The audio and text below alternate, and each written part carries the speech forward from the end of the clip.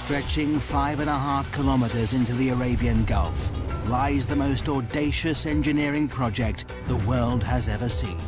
Palm Jumeirah is so vast it can be seen from space. Built only from sand and rock, threatened by earthquakes, violent storms and erosion from the sea, it's remarkable that Palm Jumeirah exists at all. If God had wanted an island in the shape of a palm tree in the ocean, he'd have put one here. Engineers must race against time and battle constantly with the forces of nature. This is a megastructure they thought could never be built.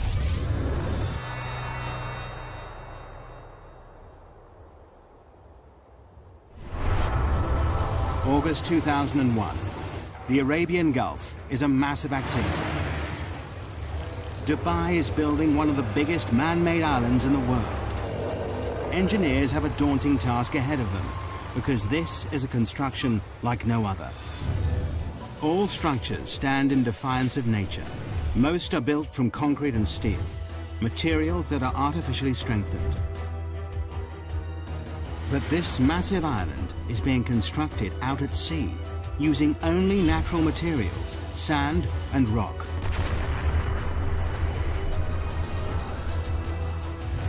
And both start eroding the moment they hit the water. For project manager Bob Berger, it's a daunting task.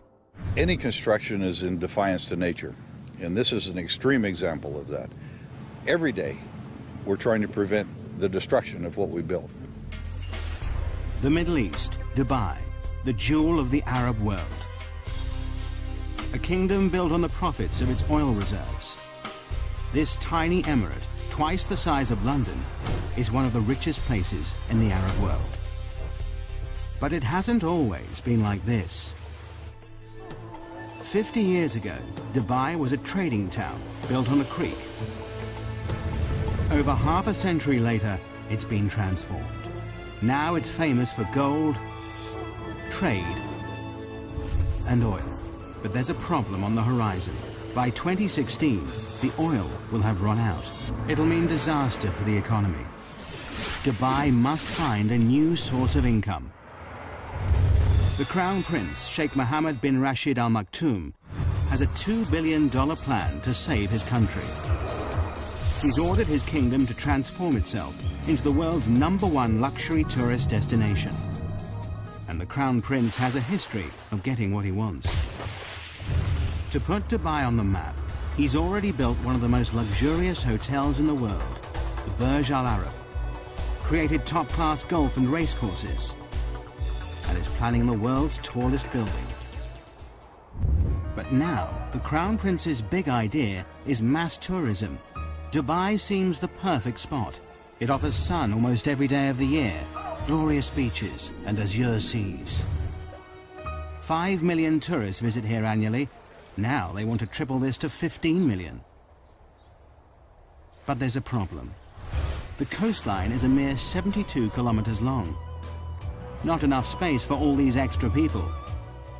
But how do you make your coastline longer? The Crown Prince's plan is to build a massive island, and he wants it done by 2006. This daunting task falls to Sultan Ahmed bin Sulayem.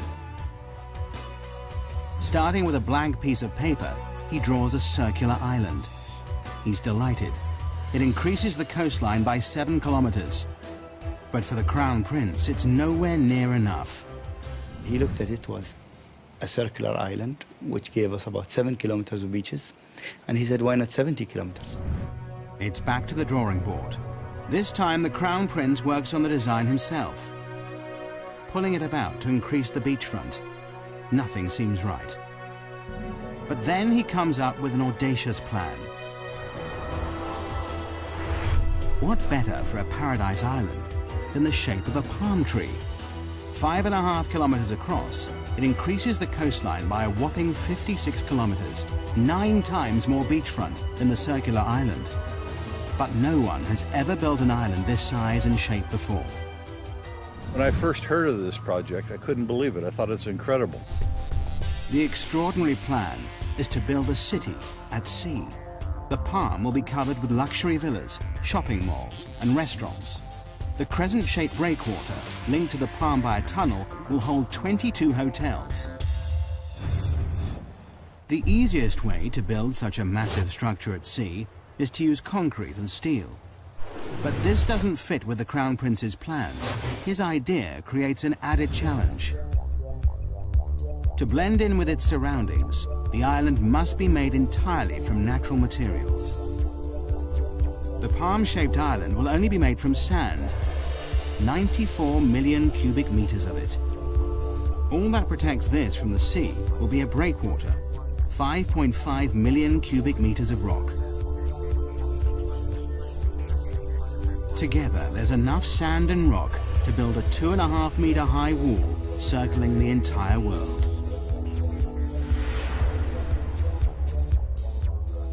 This may be the only place in the world where something like this could be done, to have the vision and then the courage to carry it through. To make this audacious plan a reality, Dubai needs the best engineers on the planet. A worldwide search leads to Northern Europe and Holland. Experts in land reclamation, the Dutch have increased Holland's landmass by 35%. The Dutch team are immediately booked for the job. The first thing they must prove is that it's possible to build an island out in the Arabian Gulf and that it'll stay there. They know the only way to keep the island in position is to surround it by a breakwater. But just how big does this sea defense need to be? To find out, researchers must calculate the strength of Dubai's storms, the height of the waves and tidal surges, and what effect global warming will have in raising the sea level.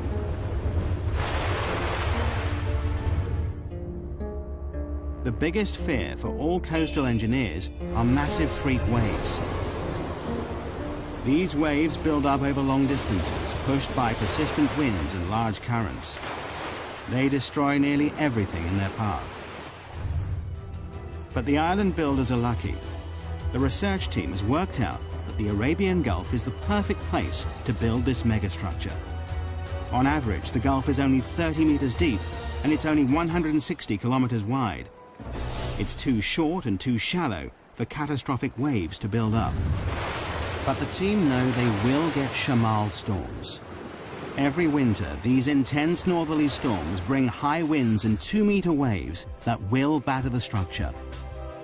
Researchers must also factor in the worst-case scenario, the storm that hits once in 100 years.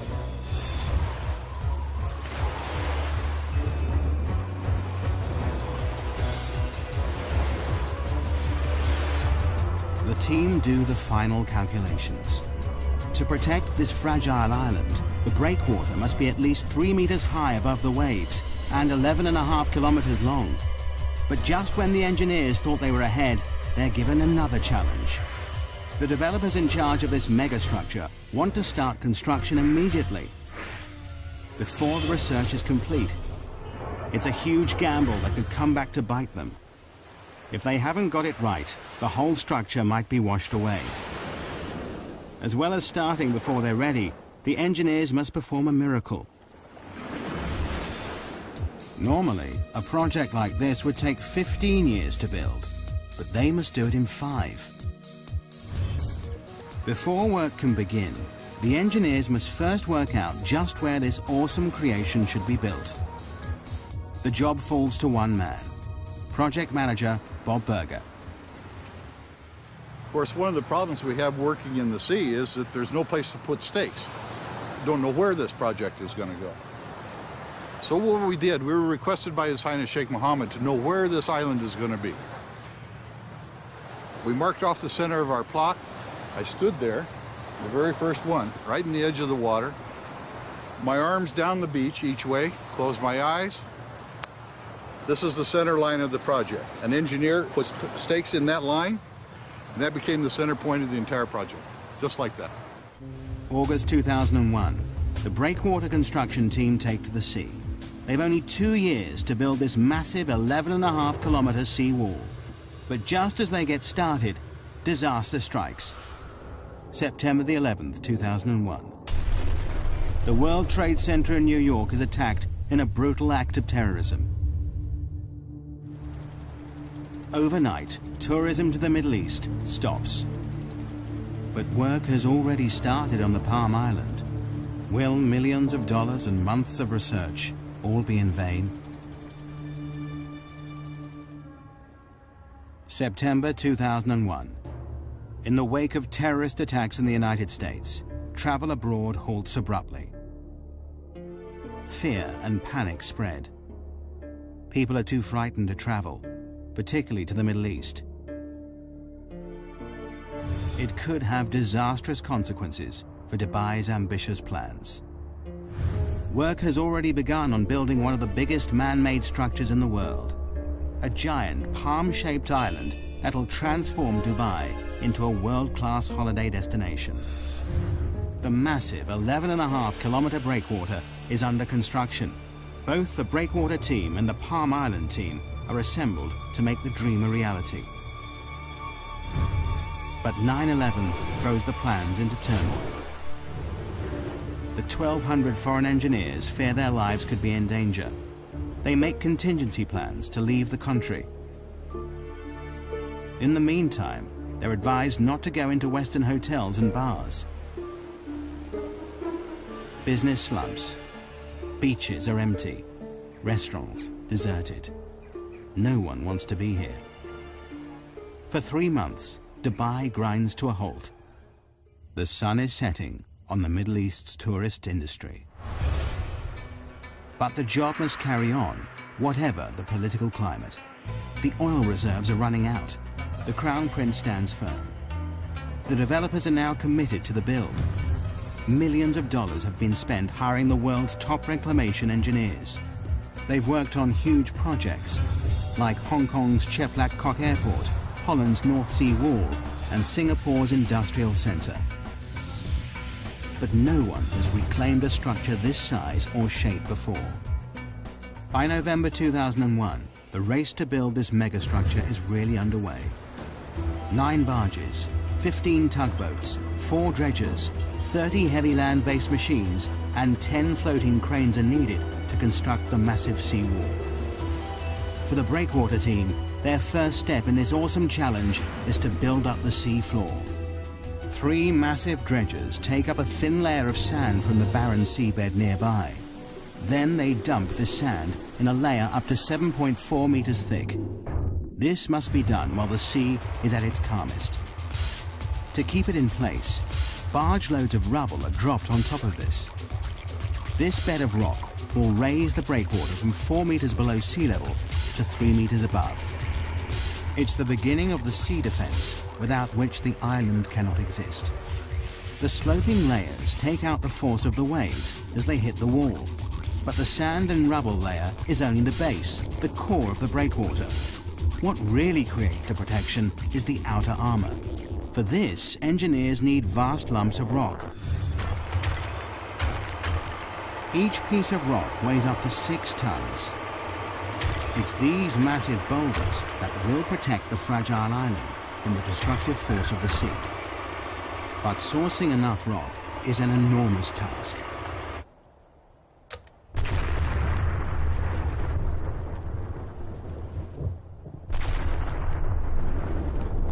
Excavation teams spring into action in 16 quarries across the United Arab Emirates. The 11.5-kilometer breakwater needs a lot of rock. 5.5 million cubic meters of the stuff, enough to build 2 Egyptian pyramids.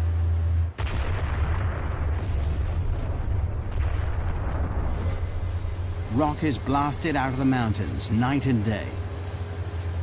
Loaded onto dozens of lorries, it begins the arduous journey to the coast. Here, the rocks are immediately piled onto barges and shipped straight to the construction site. It takes less than 24 hours for each rock to travel from quarry to breakwater. 24/7, this floating conveyor belt delivers up to 40,000 tons of rock per day, nearly the same weight as 2 aircraft carriers. The density, size, strength, and permeability of each boulder is crucial. This stone wall must last for centuries. There's no concrete or steel holding these rocks in place. These vast boulders are not just dumped in position, Graded by size and weight, it's the sheer volume that keeps them here. Positioned by cranes, each rock must interlock with the next to withstand the full force of the sea. Constant checks are needed to ensure the breakwater is in the right place and the rocks are stable. The only sure way to do this is to send in divers to pinpoint and check every meter of it. Nothing about this megastructure is left to chance. Any movement could cause the rock to crack and the wall to disintegrate, leaving the whole project vulnerable. A detailed study of the breakwater rocks below the water is noted. Divers are looking for signs of fatigue on these 6-ton boulders. Their fear is that some will have splintered or been knocked out of place by strong waves when they were put here. Every 27 meters, a diver surfaces to record the location of the rocks they're checking. The reading is taken from a man based on land, but so far this section of the breakwater stands firm. January 2002. 6 months after work began, a large section of breakwater stands proud 4.5 kilometers out at sea. For everyone involved, it's an exciting time as the dream becomes reality. When the first breakwater came up, of course, we all went out there. We had to stand on it. This tiny little precipice of rock in the middle of the ocean, and look back at Dubai and say that this is the beginnings of our job. It's a momentous achievement for the team, but there's still over 10 kilometers of this vast sea wall to build. The engineers are jubilant, but their happiness is short-lived. Winter is closing in. With a schedule of only 2 years to complete the breakwater, the last thing anyone needs is a delay. Winter in the Middle East brings shamals, great storms with winds of up to 56 kilometers per hour. Wind shifts are sudden, whipping up the sea, bringing torrential rain, violent thunderstorms, or blinding dust storms. On land, little can move. Out at sea, things are even worse. Massive waves batter the boats that need dead calm water to place the sand and rock with pinpoint accuracy. We had to seek shelter in the very little shelter that we had built. Engineers plan for the bad weather, but the storms of March 2002 are worse than they feared. Everybody crowding around trying to protect themselves from the storms. The boats find shelter, but more worryingly, will the breakwater hold? It's a nail-biting time. Over the next 3 weeks, the storms are relentless. All the engineers can do is watch and wait. The breakwater stands firm, but the schedule is slipping. The construction team is 3 weeks behind, and the pressure is immense. Every second counts. It's vital that the fragile sand island has protection. Only when a 550-meter-long section of breakwater is built can the Palm Island begin to rise above the sea. But the schedule is desperately tight. The entire megastructure must be complete by 2006. They have 2.5 years to create the island and breakwater, and just 2 years to build the city on it. The only way to meet the deadline is for both the breakwater and the island to be built at the same time. It's not an ideal situation. It will mean that throughout the build, the Palm Island will have the bare minimum of protection from the sea. But the engineers have no choice. The deadline is set.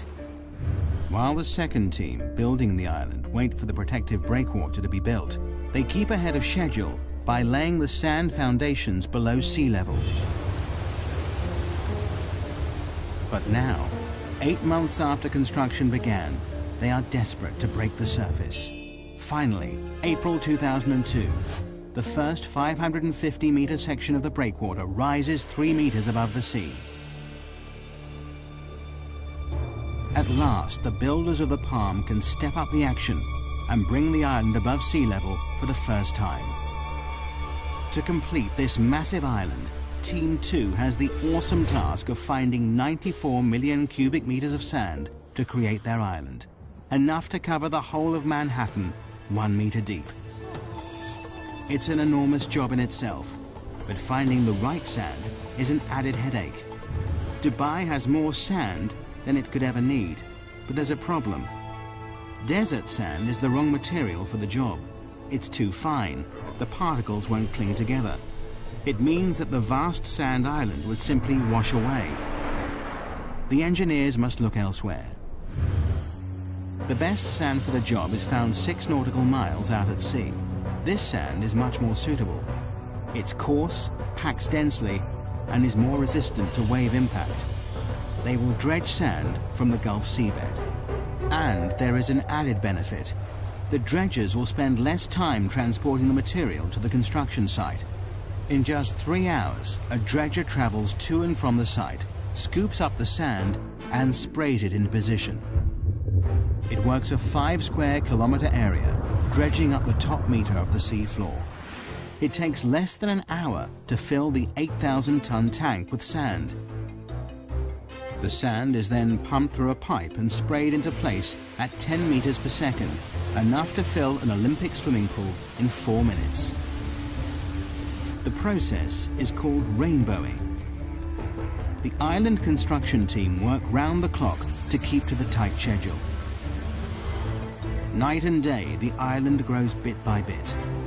The rainbowed sand builds into a sandbar, rising up to 4 meters out of the water. But for the engineers, there are mixed feelings. Is the shape of the island progressing as planned? There's great excitement, and there was great anticipation and a little bit of fear. Is it in the right place? With doubt cast over the construction, Dubai has a trick up its sleeve. 676 kilometers up in space.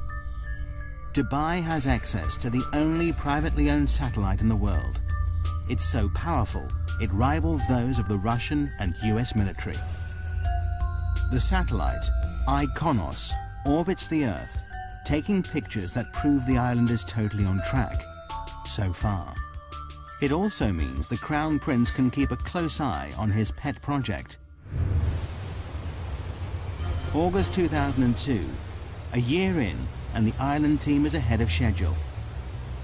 8 kilometers of the breakwater stands firm. 8 palm fronds break through the azure seas. But it's a grueling and difficult process. Rainbowing is a common operation in land reclamation. But this is no ordinary reclamation project. There is no mold for the palm shape and no fixed points to get bearings from.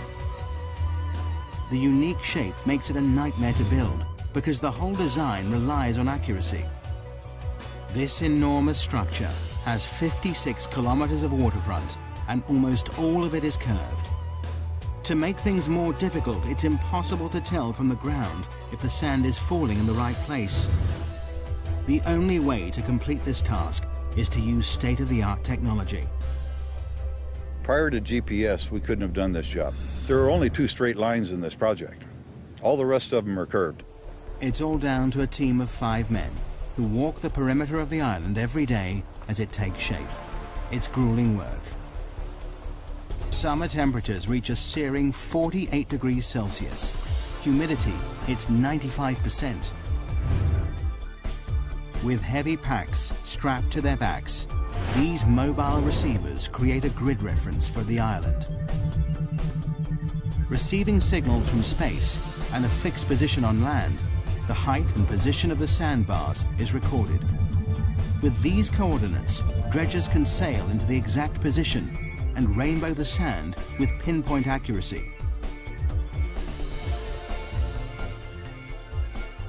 Only by using state-of-the-art GPS technology can this awesome megastructure take shape. As the world watches, the Palm Island becomes a reality. At the same time, faith in this tiny emirate is restored. Post 9/11, Dubai emerges as a safe haven in the Middle East. The beaches fill up again. Business resumes. The Crown Prince's gamble to continue construction has paid off. But there is still a deadline to meet. The island must be built by 2006. Coordination between the 2 teams, one building the breakwater and the other reclaiming the sand island, is crucial. If they don't work in perfect synchronicity, the whole project could be thrown into jeopardy. If the breakwater progressed too quickly, it would cut off access for the reclamation contractor. If the reclamation went too quickly, then it would be at risk for the storms. We couldn't let one get ahead of the other in any way. It's a delicate balance, but a year into the project, and incredibly, work is on schedule. Against all odds, the Palm Island rises above the waves, protected by the ever-increasing sea wall. It's a symbol of engineering achievement, but the engineers' biggest challenge is still to come: how to make the island safe to build on. The majestic Palm Island is only made from sand, but sand is unstable and highly susceptible to the movement of water around it. It also takes time to settle before it's strong enough to build on. But this awesome structure will support a city of 120,000 people, and their safety relies on firm foundations. This massive sand island must be made rock solid. But how? October 2002. Dubai is building the world's most audacious engineering project in the Arabian Gulf. A 5.5-kilometer island in the shape of a palm tree, made entirely out of natural materials. A year into the build, and 2/3 of the breakwater is complete. 8 kilometers of massive rocks piled 3 meters above the waves, backed by 200 meters of beach that will eventually carry 22 hotels. Behind this sea defense, the first 9 palm fronds made of sand rise above the water. Dredgers spray sand from the seafloor, a process called rainbowing, to create the first half of the 5.5-kilometer island. But building a man-made structure in the middle of the sea with only rock and sand throws up challenges every step of the way. The team constantly battle with nature as the sea erodes the work they do. We worried initially that we could actually do it, that we could place the sand where it should be, that we could place the rocks where they should be. The teams now race to finish the project. But then the engineers discover a problem that could put the whole project in jeopardy. The decision to start construction before completing the research has finally caught up with them. Coming in or going out. The sea is not circulating around this massive megastructure as they planned. The tides are not flushing the system properly. Clean water is not moving fast enough round the inner waterway. The water is in serious danger of becoming stagnant. People have paid millions for a piece of this paradise island. Green, fetid water is not going to work. A solution must be found, and fast. Changes must be made to the design. But all the time, the Palm Island is taking shape to the original plan. Further tests are run on the computer. Luckily, the solution is found just in time, and it's simple. The seawall must have 2 breaks in it. 2 4-lane bridges link the sections of the breakwater. These 2 openings mean enough fresh-flowing water can get into the system. Twice a day, the tide enters the structure, pushing clean water around the fronds. Over 2 weeks, the entire waterway is replenished. But there is always a fear it may return. Environmentalists now test the water every day to check that the system is working. The return of algae and stagnant water is something they can't allow. With the water quality assured, the project is back on track. Teams race to finish the structure. 7 dredgers rainbow the sand, creating the last few palm fronds. Floating cranes lift the final rocks into place. By August 2003, the breakwater is complete. An awesome 5.5 million cubic meters of rock now holds back the full force of the sea. 2 months later, in October, the island reclamation is finished. 94 million cubic meters of sand have been pumped into the Arabian Gulf to create the perfect palm shape. In just over 2 years, the Palm Island has finally risen from the sea. The deadline has been met just on time, and phase 1 of this monumental engineering challenge has been accomplished. There is still a very long way to go. Phase 1 is only the completion of the foundations. Now to fulfill the Crown Prince's dream. 4,500 houses and apartments, hotels and shopping malls must be built along the waterfront. This sand island must support an entire city. But here lies the next major problem. Sand is not easy to build on. Because the sand has been sprayed into position, it's loose and uncompacted. We get the material for the islands dredged from the seabed, which means that all the fine materials are already cleansed from the sands. You can drive on it within a couple hours after you reclaim it. However, it's not satisfactory to build on. But a strong base is vital to support this city at sea. Before construction can start, engineers must find a way to compact the sand to make it firm. In theory, the idea is simple. All we have to do then is compress the top layer. As you can see, when you press down, very little displacement, except straight down, nothing to the side. That gives us a firm surface to build on. But in reality, the engineers are working with an area spread over 5 square kilometers. Over time, the sand will compact naturally, but this will take years. And time is something the engineers don't have. Construction of the infrastructure must start immediately. As if the schedule wasn't pressure enough, there is another, more important reason why the foundations of the city must be made extra strong.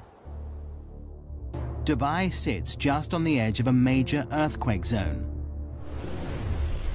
Bam, Iran, north of the Arabian Gulf. 5:26 a.m., 26th of December 2003. The town is hit by a quake measuring a massive 6.6 on the Richter scale. In minutes, 60% of the buildings are leveled. 43,000 are dead. 20,000 injured, and 60,000 are homeless. Following this, multiple quakes hit Dubai 480 kilometers across the Arabian Gulf. It's a wake-up call to the Palm Island project. If the epicenter hit Dubai, it could spell disaster. Should an earthquake come through the area, the sand might lose its cohesiveness down deep. The reclamation process piles sand one grain upon another. If we put the ocean around it, you see the island. However, the lateral forces of an earthquake can make the island disappear. This terrifying phenomenon is called liquefaction. It happens when a quake shakes the Earth's surface, causing sand particles to move. As the sand compacts, it pushes the water between the particles upwards, making the ground liquefy. It means the island would sink back into the sea. This was terrifyingly evident in Kobe, Japan. In 1995, an earthquake measuring 7.2 on the Richter scale rocks the city. In seconds, the buildings are reduced to rubble. But in the harbor, events are very different. The force of the quake liquefies the reclaimed land the port is built on. Harbor buildings and walls literally sink into the sea, causing nearly $7 billion of damage. It's something they can't risk in Dubai. Before any houses can be built, Palm Jumeirah must be made strong enough to prevent it from liquefaction. The team work out they need to compact a layer of sand 12 meters deep, too deep to compact by normal road roller. The only solution is a process called vibrocompaction. January 2004. 15 machines work around the clock to firm up the land. Probes drill over 200,000 holes into the ground across the surface of the island. high-pressure water and air drives each probe deep into the earth. This shaft then vibrates, shaking the ground around it. The earth is compacted. It's a tried and tested formula. As the sand compacts and sinks, more sand is poured in until the area around the probes is rock solid. It takes the team 8 months to stabilize the 17 palm fronds, but it has to be done to ensure the safety of 120,000 people who will live and work here. March 2004, 2.5 years into the project, and Palm Jumeirah is ready to become a building site. Now thousands of trucks and cranes, tons of supplies, and 2,000 laborers descend on the island.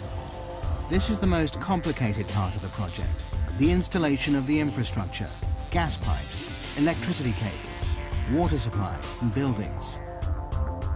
In 2 years, they must build an entire city at sea.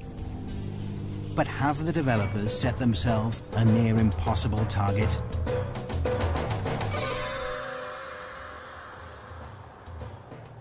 January 2005. One of the world's biggest man-made structures has reached a critical stage. After 2 years, the island foundations rise out of the sea.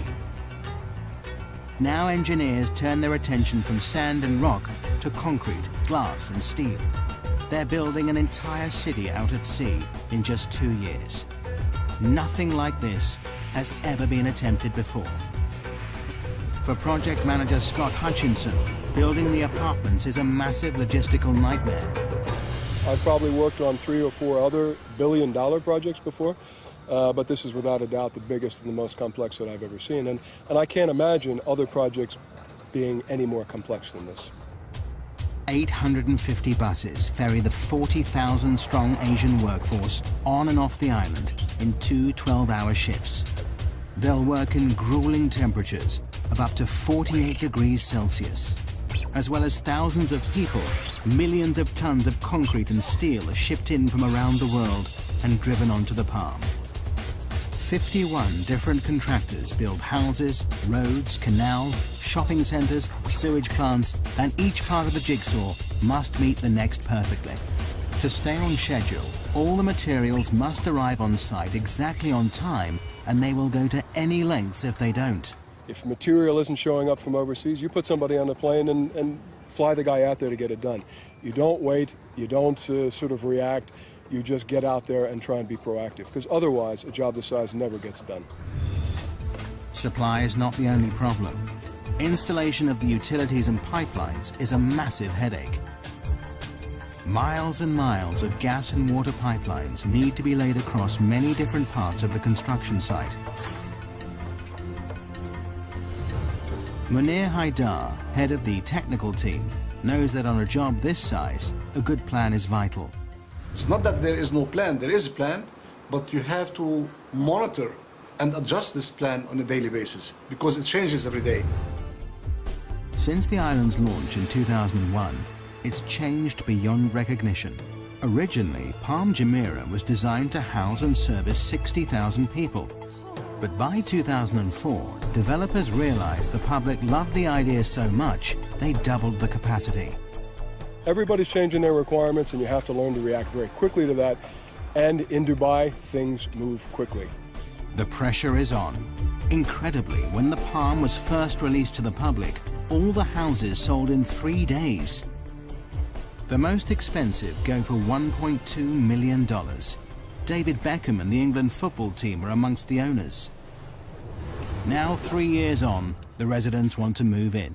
There are over 1,800 villas to build on the Palm fronds, enough to stretch the Champs-Élysées in Paris 14 times. The delivery date looms nearer, and many of the houses are still at ground level. The schedule is slipping, but the Crown Prince has promised the world a luxury location by 2006. The deadline must be met.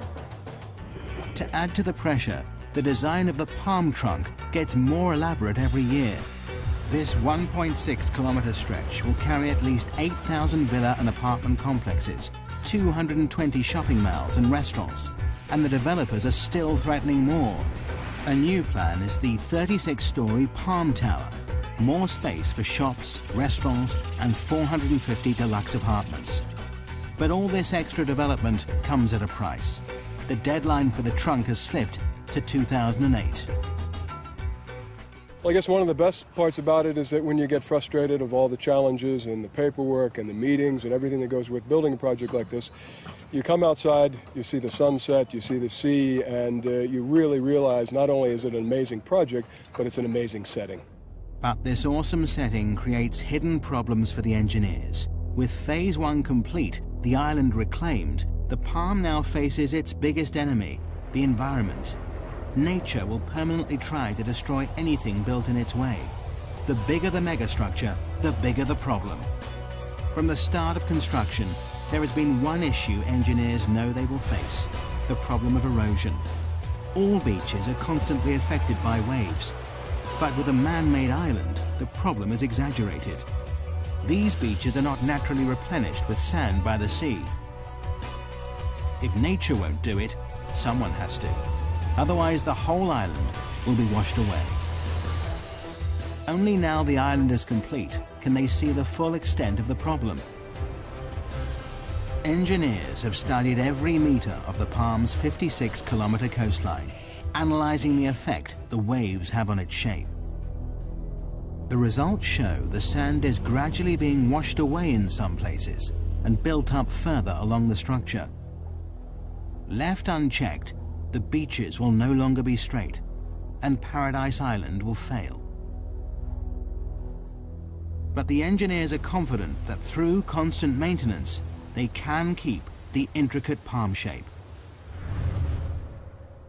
Just when the developers think they've cracked the problem, an even bigger dilemma rears its head. Beach erosion is also affecting the Dubai coastline on a much bigger scale. Dubai is famous for its beautiful beaches.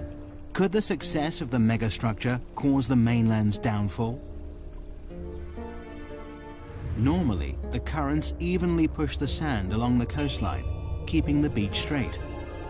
By building a massive structure so close to the shoreline, wave movement in the area has altered. The current is changing the shape of the coastline. In some places, sand is deposited, extending the beaches out to sea. In others, the beach is eroded away. And initial research shows some worrying facts. In some places, the shoreline could be eroded by 5 to 10 meters per year. Eventually, it could destroy mainland resorts, property, and roads. In time, the coastline will settle down. Nature and the structure will learn to live with each other. But this may take years. In the meantime, the developers have bought a dredger. This will suck up the sand where it is built up along the coast and deposit it in the areas suffering from erosion, returning the coastline to its original shape. Dubai's beaches are safe, for now. The engineers are constantly working out how to tame nature's forces. The erosion problem is under control. But the threat to the project doesn't just come from the surface of the sea. They now face a new dilemma beneath the waves. How has this awesome megastructure impacted on the ecology of the area?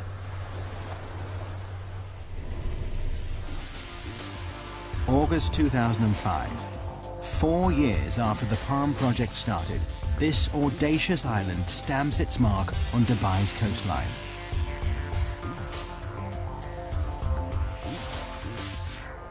This was the first step, a big step, in putting Dubai on the map. But by pushing into unknown territory, building structures never built before, engineers face new problems all the time. Since the Palm Island's conception, environmentalists have been convinced the building of this megastructure would destroy local marine life, ruining one of its greatest selling points, the azure seas it sits in. For the developers, it's a problem they're constantly watching. Every 6 weeks, divers check the waters. Fish and corals are monitored and measured. But fears that construction may have destroyed this underwater world appear unfounded so far. In fact, this megastructure seems to be having the opposite effect. Not only is the marine life unaffected by dredgers removing a meter-thick layer of sand, but the breakwater has created shelter for fish and is attracting new species into the area. Now the palm developers are turning this to their advantage. They plan to build the largest artificial reef in the world. In June 2004, 2 jet fighter planes were dropped to the seafloor for people to dive on. There are even plans to sink a red London double-decker bus. In true Dubai style, they'll create something from nothing to rival the reefs of Australia, the Red Sea, and the Maldives. Even before the palm is finished, the Crown Prince is inspired by its success. Now he wants 2 more islands, each bigger than the last. Palm Jebel Ali is 1 year into construction. It's twice the size of the first, nearly 8 kilometers in diameter. This is designed to be a tranquil island with 29 luxury hotels and an inner ring of water homes that spell out an Arabic poem scribed by the Crown Prince himself. Even bigger is Palm Dira. Work has just started on this whopping 14-kilometer-long island that will support 500,000 people. Although engineers have the confidence of knowing how to build these structures, they now have a more worrying problem: supply. To raise this island from the sea will take 1,500 million cubic meters of sand, 15 times the amount needed to build the first palm. Could this outrageous structure fall at the first hurdle because of lack of materials? Dredgers are driven further out to sea in search of enough suitable sand. But the engineers are confident that their goals are achievable. But just when they thought resources were stretched to the limit, the Crown Prince has the most outrageous idea of them all. To make Dubai the #1 tourist destination, he wants to build the world. 4 kilometers out at sea, hundreds of small islands are being constructed. Seen from the air, these islands will take the shape of the continents of the world. It's an even more complicated structure to build than the palm. This is not 1 island, but 300, and each one is different, varying in size from 5 acres to 20. The deadline for these exclusive private islands is 2007. Arizona, Wyoming, France and Australia are all up for sale. They cost anything from $6 to $36 million, and that's before anything is built on them. But creating the world takes land reclamation to the limit. This archipelago of sandbars covers an area almost 7 kilometers by 9. Each island has to be built in exactly the right position to create the global look from space. Any mistake, and the whole design will be ruined. The Palm Island put Dubai on the map. Now the world puts the map on Dubai. But have the developers gone too far? Will the demand for property keep up with the escalating build? Will the bubble burst? So far, 2 of the Palm Islands are completely sold out. A third of the world has been snapped up. But this still leaves a lot up for sale. But the developers are confident they see no end to the demand. Megastructures are the latest craze. To top all plans, in January 2005, they launched the Dubai Waterfront. This claw-shaped landmass won't just stretch far out to sea. It will also create 75 kilometers of waterfront, stretching into the desert. Together, all these megastructures will extend the coastline of Dubai from 72 kilometers to a whopping 1,500, a 2,118% increase. Meanwhile, the first Palms construction team continues to meet the deadline of 2008. But the island stands here in defiance of nature, proof that engineers can and will continually push the boundaries of engineering technology. The Palm Island is truly an awesome megastructure.